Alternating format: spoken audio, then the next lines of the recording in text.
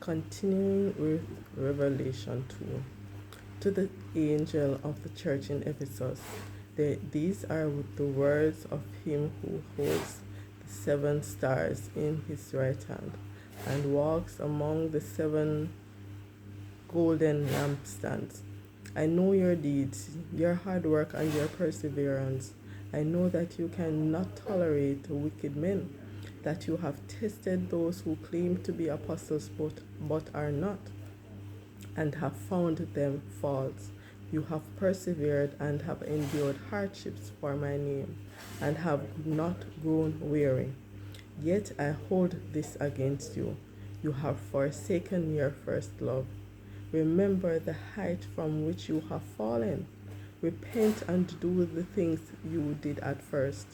If you do not repent, I will come to you and remove your lampstand from its place. But you have this in your favor.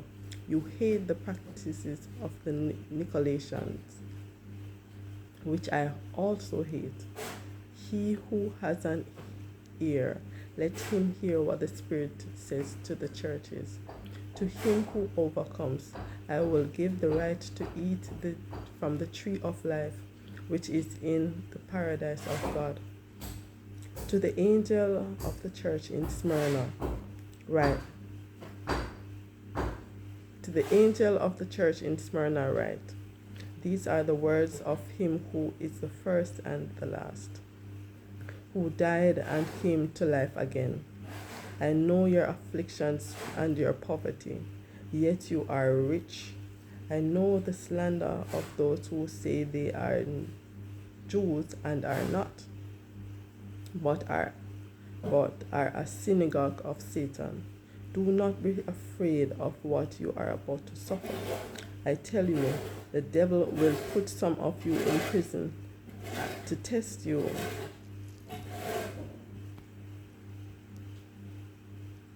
and you will suffer persecution for 10 days. Be faithful even to the point of death, and I will give you the crown of life.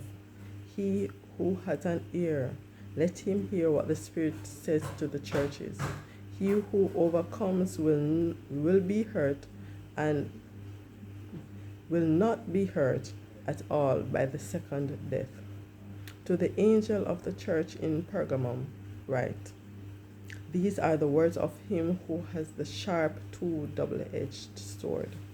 I know where you live, where Satan has his throne, yet you remain true to his name, true to my name. You did not renounce your faith in me, even in the days of Antipas, my faithful witness, who was put to death in your city where Satan lives. Nevertheless, I have a few things against you. You have people there who hold to the teaching of Balaam, who taught Balak to entice the Israelites to sin by eating food sacrificed to idols and by committing sexual immorality. Likewise, you also have those who hold to the teaching of the Nicolaitans. Repent, therefore, otherwise I will soon come to you and will fight against them with the sword of my mouth. He who has an ear, let him hear what the Spirit says to the churches. To him who overcomes, I will give some of the hidden manna. I will also give him a white stone with a new name written on it, known only to him who receives it. To the angel of the church in Thyatira, write. These are the words of the Son of God, whose eyes are like burning fire, and whose feet are like burnished bronze. I know your deeds, your love and faith, your service and perseverance, and that you are now doing more than you did at first. Nevertheless, I have this against you. You tolerate that woman Jezebel, who calls herself a prophetess. By her teaching, she misleads my servants into sexual immorality and the eating of food sacrificed to idols.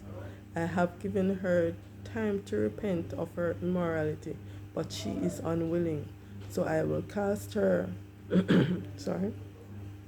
So I will cast her on a bed of suffering, and I will make those who commit adultery with her suffer intensely unless they repent of her ways. I will strike her children dead. Then all the churches will know that I am he who searches hearts and minds, and I will repay each of you according to your deeds. Now I say to the rest of you in Thyatira, to you who do not hold to her teaching and have not learned Satan's so-called deep truths, deep secrets, I will not impose any other burden on you. Only hold on to what you have until I come.